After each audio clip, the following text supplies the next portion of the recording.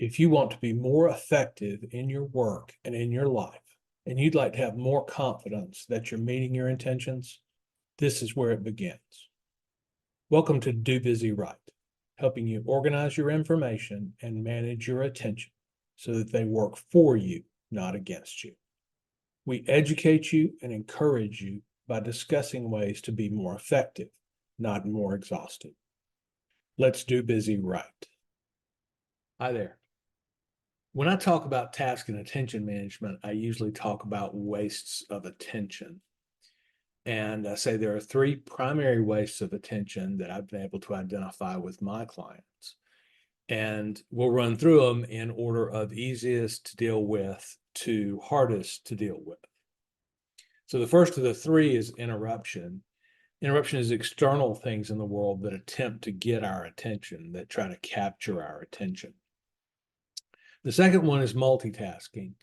And multitasking for me is not having the intent to focus on just one thing at a time. It's having the intent to try to focus on more than one thing at a time. The third one is distraction. And distraction is internal claims on our attention. And I'll give a more detailed definition here in a minute. And this is the one I want to drill down on here in this podcast for a little bit, because it's the hardest one to deal with. You have distractions if your mind is busy reminding you of other tasks while you're trying to focus. Yeah, most of you know what I'm talking about, or most people I talk to know what I'm talking about.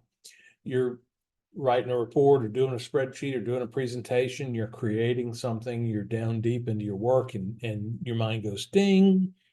Did you remember to feed the dog? Or ding, maybe it's time for you to check email. And eventually, as this happens, at least in my experience, eventually most people will give up and will switch to one of those other tasks. I say eventually, some of us just automatically switch. But the point is that it's that task switching that is the actual waste. And when I say the three sources of waste, what I mean is really three ways that we kind of force ourselves or allow ourselves to get pulled into task switching. So we'll talk about what it takes to get distractions solved, and that's pretty involved. Bear with me, we'll talk about it. But first, let's just reminders. So dealing with interruption, that's where we're going to use the existing social structures. We have social structures in place that help us deal with interruption. It's things like close the door, turn off your reminders, silence your phone. All of these things help us deal with interruption. And they're at least reasonably, in most settings, socially acceptable.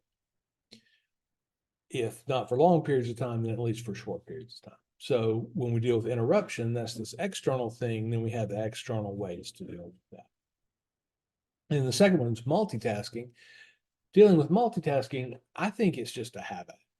And I think if we recognize the challenge of trying to multitask, then we can stop doing it. Now, all these three fade into each other a little bit, and it's easy for us to get into multitasking, for example, when we face an interruption. But the point is, with multitasking, all we really have to do is to think, okay, we're doing this to ourselves. So we can stop doing it to ourselves. So I think that's really just a decision to make. So I said that distraction is really the hardest one to deal with. And I think that's true because it's a function of the way our brains work. And there are easy, but maybe not so simple ways to deal with distraction. And we'll get into those. There are two main categories. The first is procedural ways to deal with distraction. And the second is to take training to train ourselves to tighten up our focus a little bit and to really have more focus strength. If you'd like to use the word discipline, it's not a horrible word to use here. but it's a practiced thing, and we'll talk about how to get started with that here in a minute. But the first thing we want to do is define distraction. So I gave you an example of distraction earlier, and when I define distraction, I think about signals that our brain sends to us about things that our brain wants us to know about.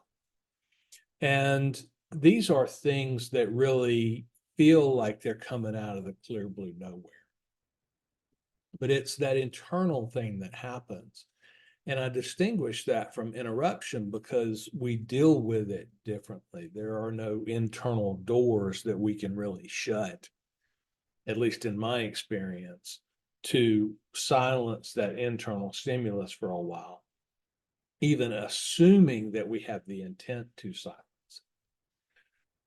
I believe that your brain is very interested in hanging on to tasks. I think that our brains are trying to do us a service by reminding us of incomplete tasks.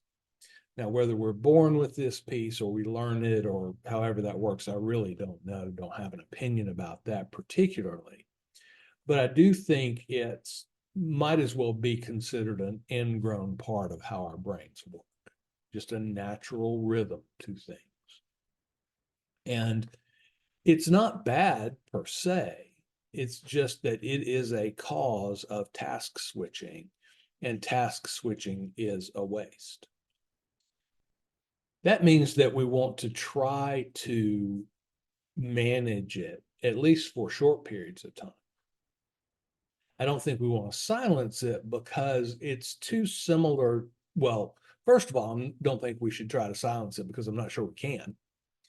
And secondly, because that may well be the source of inspiration and ideas. If your brain believes it has to complete a task, then potentially it's serving up ways to complete that task and ideas about how to do it. And those are very important things. That inspiration is a very important part of how we're able to do our work. And if you're sitting there and going, well, I don't know how to solve this problem, and your brain serves up, hey, try this, that's a pretty good feature of our brains. And I don't think we want to silence it all the time, but I think we want to manage it for periods of time because it is at least a potential source of task switching. Your brain thinks, hey, did you feed the dog? And many people use the phrase, well, I'd better do it before I forget about it. And that's this mechanism where distraction can cause us to task switch.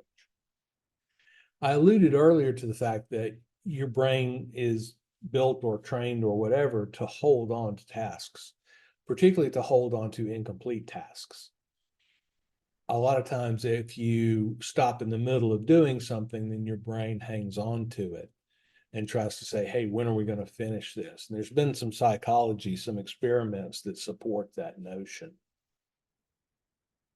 I would say the challenge with our brains is we know because we've studied that there's this difference between urgent and important. And this goes back to Covey. Urgency is this sense of immediacy, and importance is this sense of value of completing something.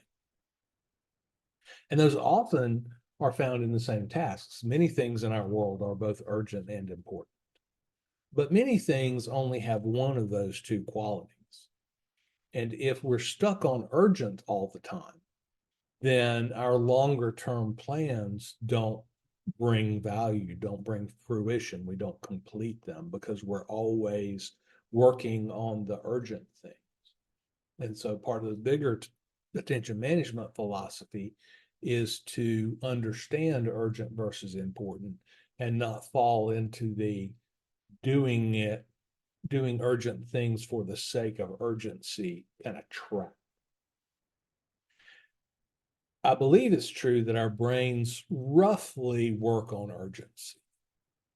in our natural state, our brain tends to serve up things that it thinks are urgent. And that tends to push us in the direction of doing the urgent versus doing the important. And our brain kind of works that way, in my opinion. I don't have any real science to back that up. This is just an experience and discussions with clients. So because it can cause us to do urgent but fairly trivial things, we need to be careful about managing it. We need to be careful about falling into what I phrase as the urgency trap. Important for me is more of a conscious thought. It's more of a planning thought. It's more of this is something that's not urgent, but it is important. And I sure would like to get to it now before it gets urgent in many cases. And this is the real, according to Covey, this is the real growth area of our lives, is doing things that are important, even if they're not urgent. My point here is we don't necessarily want to just automatically respond to everything that our brain serves up to us. And there's this whole notion in Covey of not instantly responding to a stimulus. He refers to it as responsibility. And what he means by that is our ability to choose our response to stimuli. And I think that's important, particularly when we talk about being productive. Our stimuli can cause us to task switch and thus to waste our attention in ways that I've talked about on many, many different episodes of the podcast. We don't necessarily want to respond to everything our brain serves up when our brain serves it up. And means in the conversation that we're having, this means that we don't necessarily want to respond to distraction. Well, one of the best ways to not feel like we have to respond to distraction is to not have as many distractions, so to speak. But we're trained to this instant response to a stimulus. We're trained by the culture to respond instantly. We all want to provide good customer service, and many of us think that means automatically stopping what you're doing to pick up the phone and talk to a customer who's called. Maybe it is, maybe it isn't, but we don't want to do that thoughtlessly. We can decide, we really are in control of this whole business of responding to stimuli, internal, external, whatever it is. A very famous marshmallow experiment was conducted, and I'm sure I've talked about this elsewhere, but just briefly, the way it worked is they were testing kids for this notion of delayed gratification. And what they did is they put them in a room and they set them in a chair and they put a marshmallow on a plate near them and said, okay, do what you want. But if I come back in 10 minutes and you haven't eaten the marshmallow, I'll give you another marshmallow. And this was a test, and the kids were being observed, all these different kinds of ideas. But the point was to study how people don't respond immediately to stimuli, to study how human beings react when there is a delayed gratification. And they found out all kinds of interesting things about it. I won't go into detail, but many of the kids just ate the marshmallow. And they said, hey, a bird in the hand is worth two in the bush. And sometimes that's true. In the marshmallow experiment, maybe not. Can you wait 10 minutes and get this second marshmallow? But this is back to this idea, because the kids were exposed to a stimulus. That is, that marshmallow is right there and I can eat it anytime I want to. Do I eat it or do I wait? And that's back to this choosing our response to any stimulus. I've seen videos of kids participating in the marshmallow experiment, and it's pretty entertaining because they had all kind of tricks. The ones that were able to wait, they had all kind of tricks on how to, some of them just ignored the marshmallow and looked at some other interesting things in the room. Others really got intently focused on the marshmallow, and they were, touching it and looking at it very, very closely. Still others made up songs about why they weren't going to eat the marshmallow. And all of these tactics were amusing and instructive. But we really want to succeed in the marshmallow test, because if we don't in our lives, then we engage in this task switching too often. And we bear the cost of task switching too many times in our workday. And that really erodes our productivity. So that's what we mean when we say attention management. Personally, I have this notion about my brain. And the notion is that my brain is just another organ in my body, or a muscle in my body, or something like that. It's just another natural part of being a human being. And the notion extends to sometimes muscles cramp.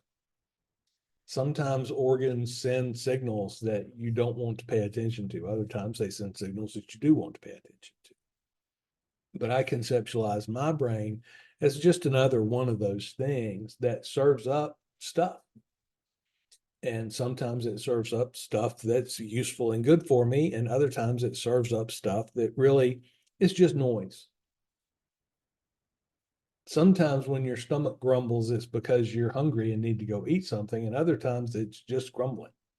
And I don't know about the quality of that example, but it makes sense, right? We don't want to respond to every one of those things, and our brain is the same way. And I think in many cases, people give the brain a little bit too much credence, credibility. I mean, there's some random stuff that goes on up in there, at least for me.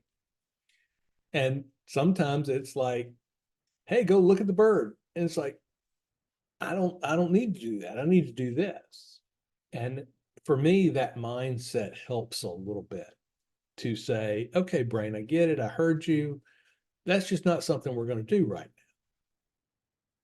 now. And in that way, to the degree that my brain still serves up these distractions, I'm a little bit better able to handle it. But that's just an example, and use it if it's useful for you and ignore it if it's not.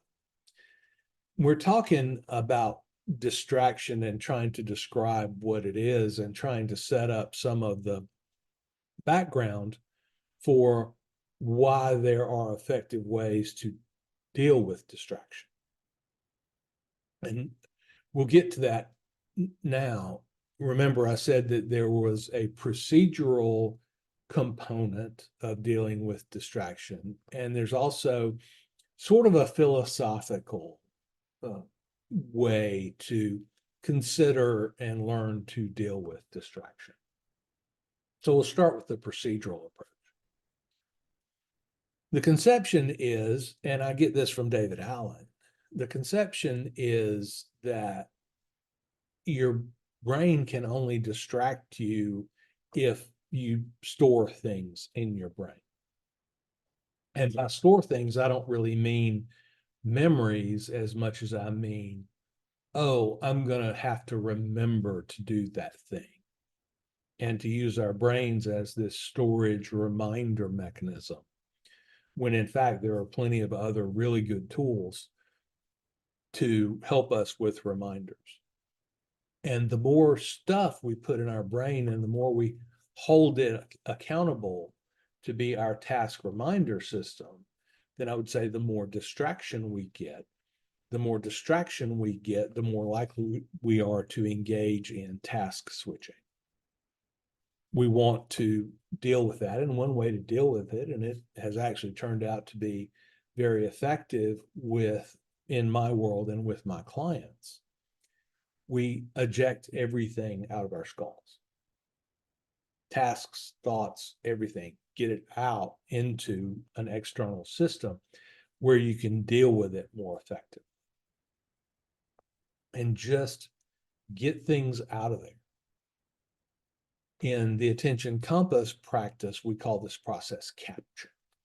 And it's just a point of making a physical representation of what your brain's serving up. And we'll talk a little bit about how the mechanism, how that might work as we go forward. But this notion of ejecting things out of our brains. And it's demonstrated itself anecdotally, it's demonstrated itself to be a good tactic for fighting distraction. So I say eject things from your brain. Well, that's pretty simple. You're probably already doing it at least sometimes. Most people will, at least from time to time, make a to-do list. And this is this idea of ejecting things out of your brain. So my argument is that we need to do it more consistently and more thoroughly. And the advantage to doing that is over time, the distraction goes away. But in order for the distraction to go away, it needs to be a habitual thing. And we'll talk about this. Now, the primary problem of ejecting everything out of your brain, well, I guess there's maybe 1.5 problems. So the half problem is, what do I do with it? And the answer to that is it doesn't matter. As long as you represent it somewhere in the physical world or the quasi-physical world of a computer. So getting it out is the key. The second part of the problem is, once you start doing this, you'll recognize that there's a lot of stuff going on up in here. And many of our systems are not built adequately to manage the volume of stuff once we start ejecting. Many of us keep track of dozens, hundreds, maybe even thousands of things, tasks, ideas.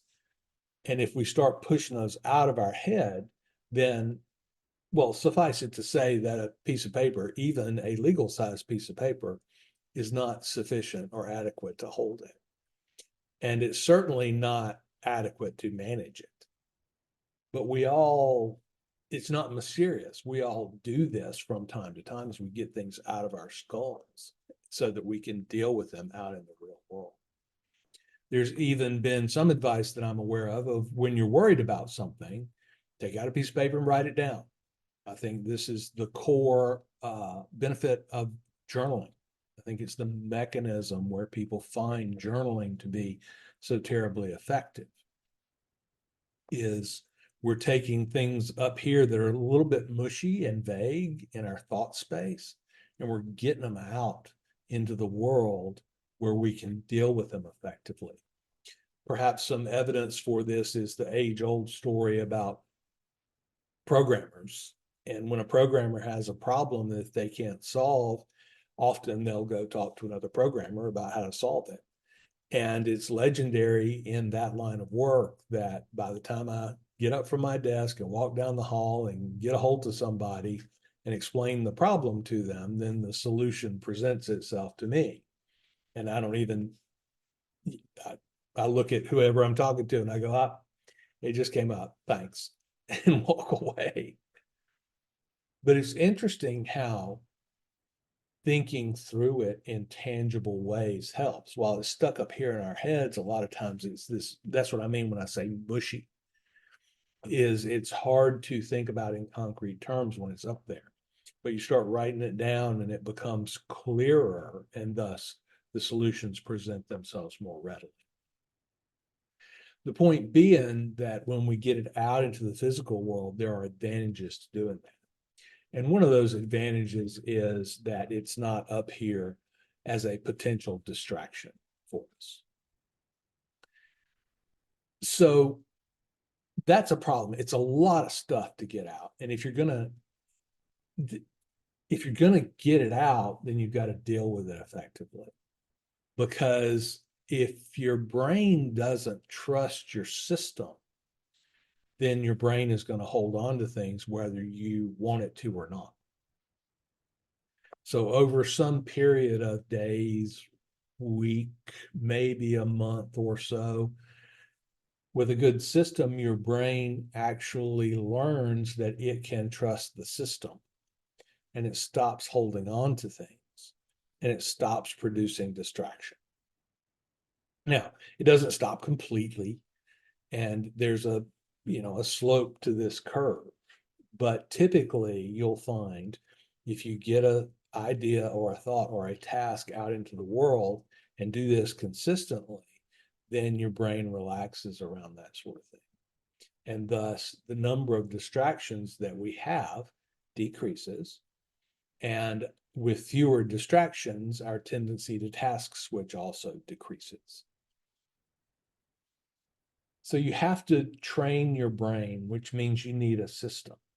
And this challenge of the system is it's a lot of stuff, and systems are seldom built in order to help us with this task. Database, for example, is not really useful for this. So there are certain properties that the system needs to have, and I've gotten into that in detail elsewhere. So our point here is this is the procedural approach to diminishing the amount of distraction you face. Is get it out of your skull, get it into a system, and use the system for what it's good for. One big piece of the system is keeping track of things that we don't want to be thinking about right now. This is a huge part of the attention compass system. So as we're ejecting these things out of our skull, we're saying, hey, I don't need to be thinking about that right now. Postponing a task is one of those things. So your brain says, hey, we need to do X, Y, and Z. You assess that thought, decide whether it's important or merely urgent. And then depending on your answer, you decide, okay, I'm not going to work on that now. I'll work on it later, because you can only do one or a very small number of things at the same time. And so you can only be doing one thing. So this postponement decision is a very common one that we make, but we don't track it well. And that's what I mean by your brain still holding on to things. So we got to get it out. We got to get it into a system where your brain trusts that the system will remind you at the appropriate time. That kind of system is pretty well known. It's been around for 100+ years. It's called a tickler file. Now, I will give you a call to action here. If you're interested in a way to begin to build yourself a system, a tickler file is a good starting place. And if you'll go to my website, I'll give you the URL where you can download some training about how to build a tickler file and use it in your world. And it's an outstanding device for keeping track of postponement decisions. And that's a very important part of us being able to focus and be productive. So I'll give you the URL for this, and it'll be in the show notes. It's dobusywrite.com/tickler-file. And I'll put it in the show notes as well. So if you're interested in a system that helps you track postponement decisions, and I think you should be, then the tickler file is a great place to start, and will give you a leg up on eventually implementing the full-blown attention compass system. It's a big part of the attention compass system, but really tracking postponement decisions is really only about 30%, in my opinion and experience. It's only about 30% of what we need to keep track of. So you'll get some huge benefit out of it. You'll get some calmness and peace, but in order to get all the way there, then you'll need a full attention compass implementation. But start with a tickler file. Go to the URL, and there's a video instructions. There's a downloadable instruction that I'll send you when you give me your email address. So this is a well-known system. It dates back to the original advent of manila folders and filing cabinets. And some really bright person thought of a way to organize file folders in such a way that it created a rolling reminder system. So go download, understand what that is, and build one for yourself if you don't have one. So that's the procedural approach.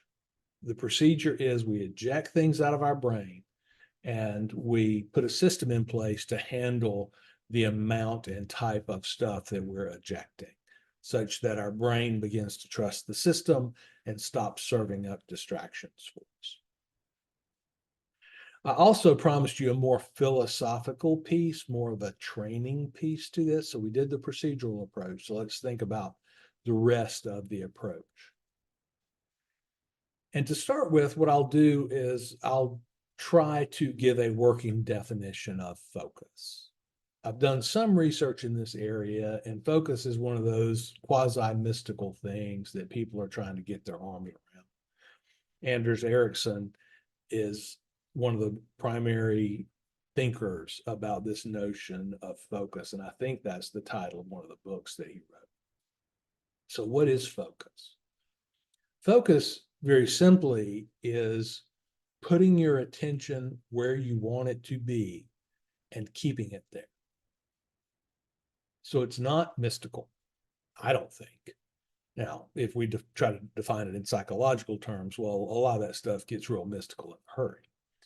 But if we think about putting and keeping our attention where we want it, then that's a pretty good operational definition of focus.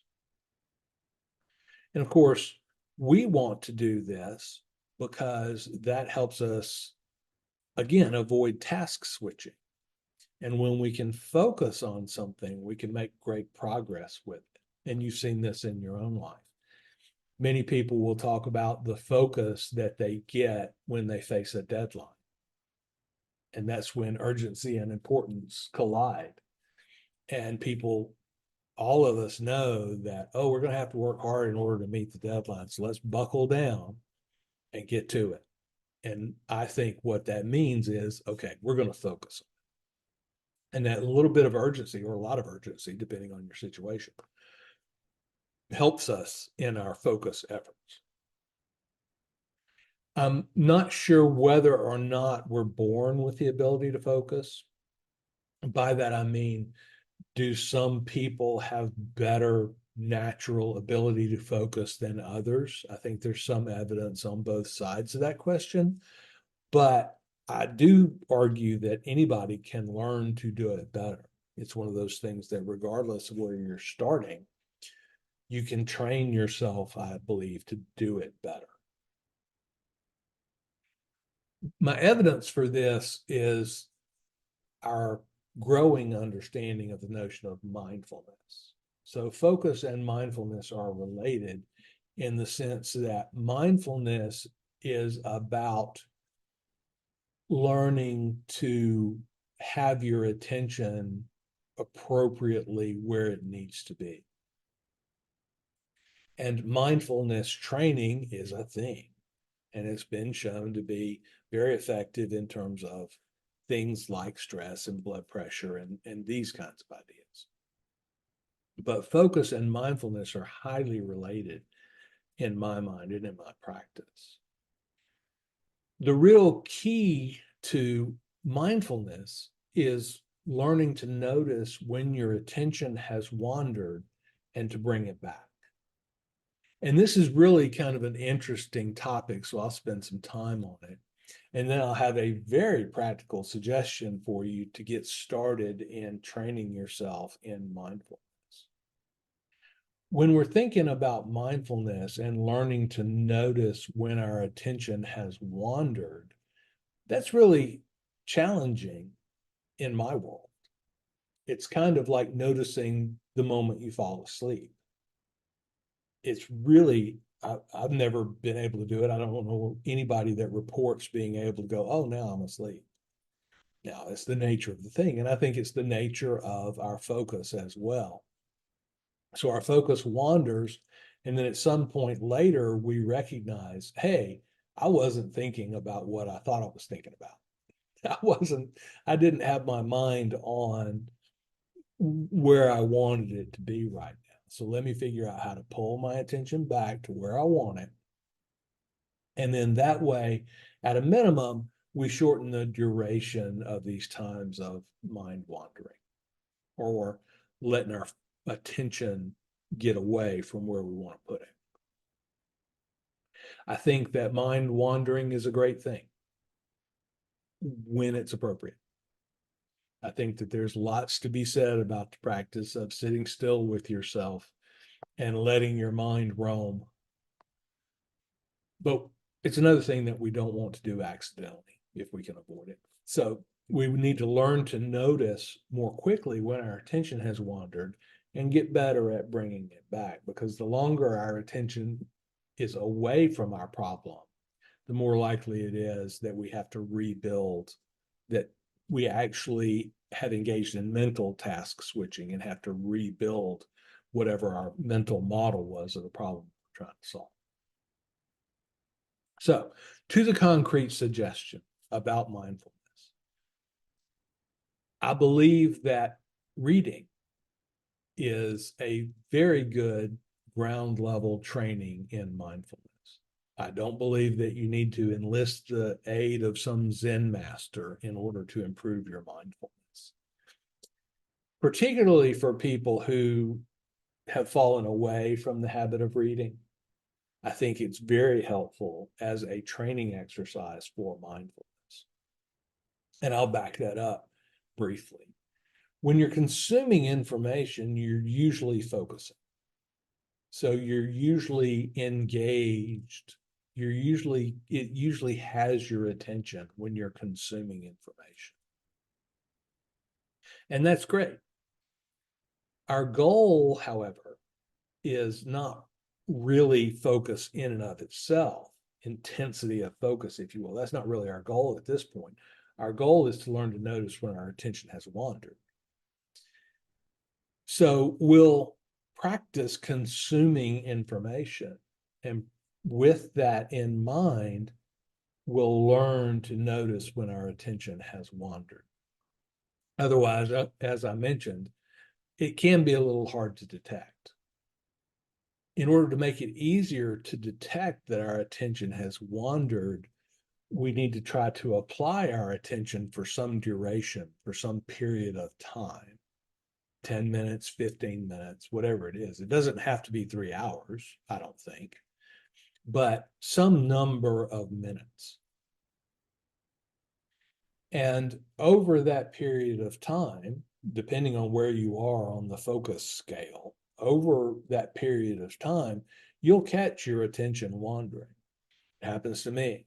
I'm a very active reader, very active consumer of printed material. And I can read for hour and a half on end with no real problem. But even in those situations, I will from time to time, my mind will drift away. And it happens, it's easy.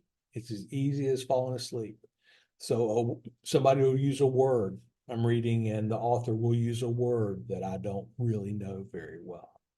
And it'll be like, I wonder what that word means. And I think this is an important aspect of reading, by the way, figuring out new words. But, oh, well, I wonder what that means. And I don't know. And it might be associated with Greek stuff and, Greek food. And I sure would like to have, some gyro for dinner.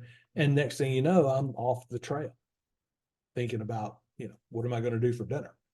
Well, that's not necessarily a bad thought, but I don't want to be having it at this particular time. And that's the way this attention slips away. But it can be very hard to detect. So we need a means to notice that our attention has drifted. And I think we've all had this when we've been reading. Your eyes are scanning the words on the page, but you're not really reading them. You're not really internalizing them because you're off thinking about something else. And your eyes are habitually tracking on the pages of the book. And so if we're reading for some duration, then that's a good way to notice that our mind is drifted, because it's pretty easy to see where our mind should be because it's right there on the printed page in front of us. So I would suggest reading. Well, people then almost immediately say, well, what about other forms of entertainment? What about movies or TV or something like that? And I'll say, well,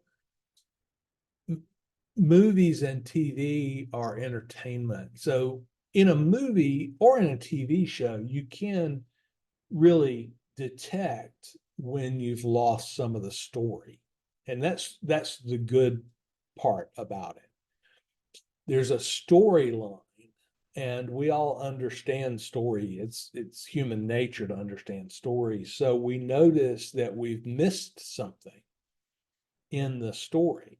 And that's because our attention has wandered away while our eyes kept moving, or while the movie or television show kept rolling. But that story part allows us to notice those gaps. I'll talk about textbooks here in a minute, but in a textbook or any factual book, a dictionary, it's hard to notice when our attention has wandered because we don't understand the gap. There's no story. So on the one hand, movies and or TV can solve a similar problem.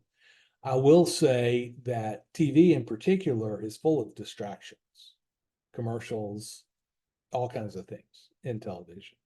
And movies, while not currently hosting ads, I think it can't be long before ads start interrupting movies and longer form video kinds of entertainment. The other thing about video is they use tricks to keep your attention. Story could be considered a trick to keep your attention, but I think it's a useful trick. Other things are scene switching, for example, gets our attention. Other things, other visual stimuli get our attention. And when we want to think about a task or think about solving a problem, those don't have the same mechanism for getting our attention. So I would say TV is a fairly weak substitute for reading. And movies might be a little bit better, but still have some features that really don't challenge us as much.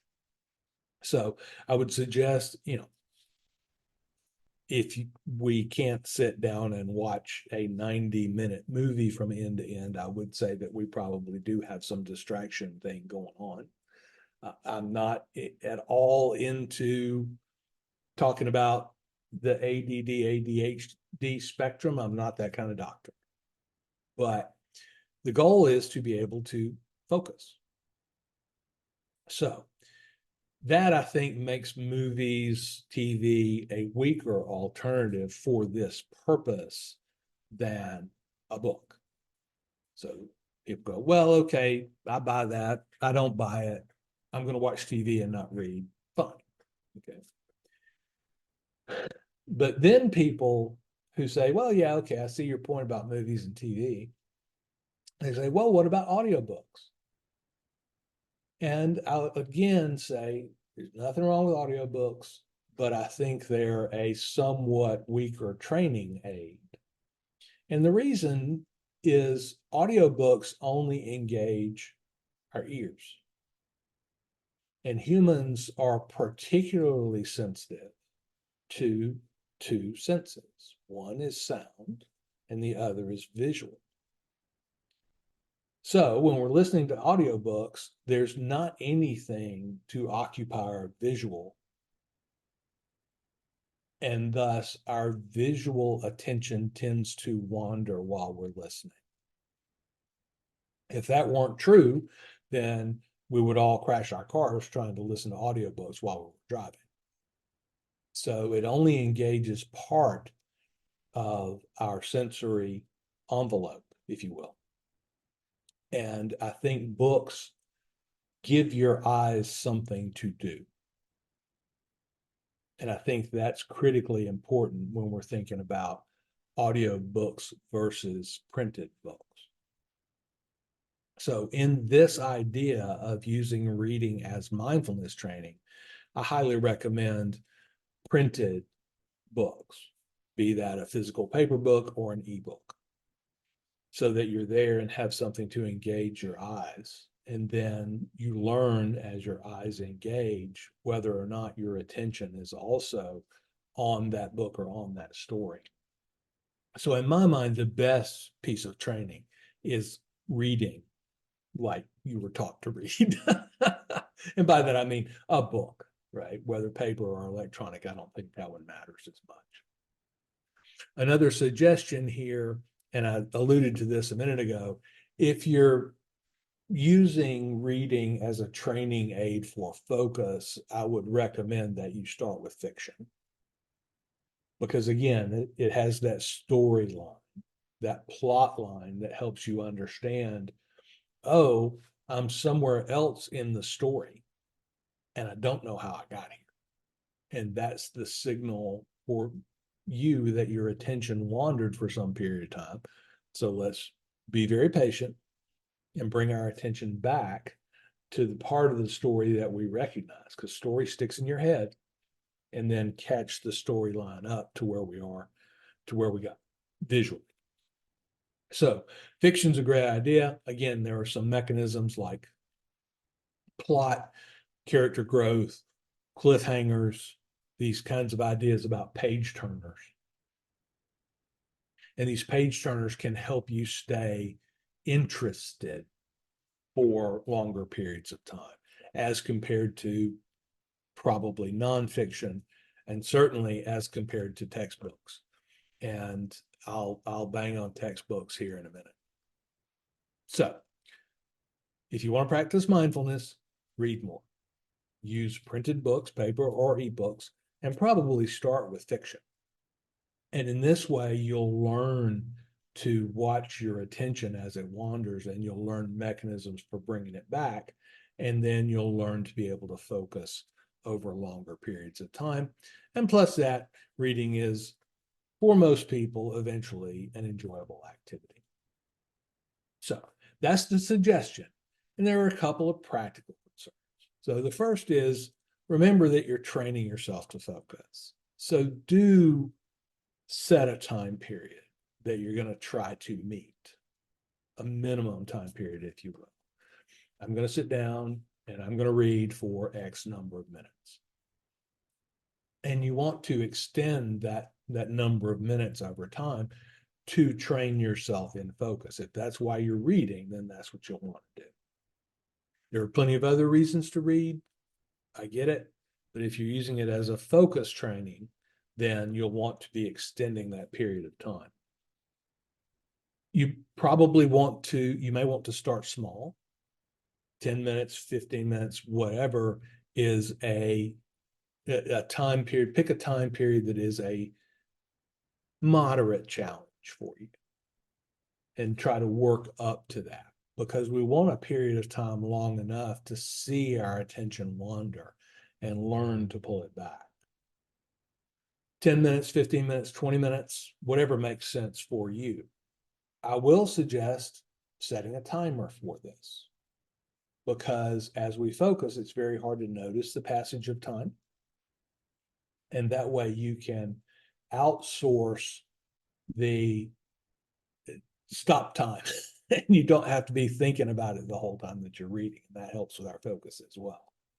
So set an alarm, use your mobile or whatever, and say, okay, I'm going to read for 15 minutes. Okay, here I go. When the alarm dings, you stop. Okay, you put your bookmark back in the book and you move on with the rest of your day.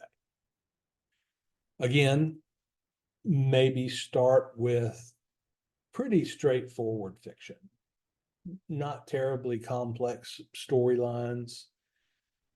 There are more challenging books in the world, even in the fiction world. Some authors really love to write really long sentences that can challenge even, I'll use the word, great readers. There are some authors who can write a sentence that fills up an entire page of the book. And many people will get lost in the subclauses, and that's a different sort of a problem than our actual focus. So something that's pretty straightforward, printed material, maybe not graphic novels, but printed material, so that you give yourself the challenge of staying engaged with it. Another practical concern is if you're not in school anymore, then try your best to get rid of your association between books and textbooks. I'm a teacher. I've taught a lot. Textbooks, I get it. We need them. But as books, textbooks are terrible. They serve a particular purpose. Don't send me angry email if you are a textbook person. I have enjoyed some textbooks in my life.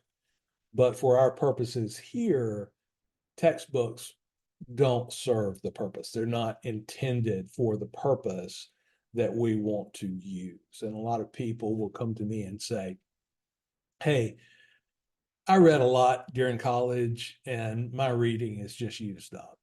I didn't enjoy it then. I did it because I had to, and now I ain't gonna do it anymore. And I'm going, well, that's somebody that got burned out by textbooks because they are difficult to read, particularly for long periods of time. So maybe that's the master's or PhD level challenge, is to have a series of textbooks that you're reading and getting through. But break that mental association. Fiction books are meant for entertainment,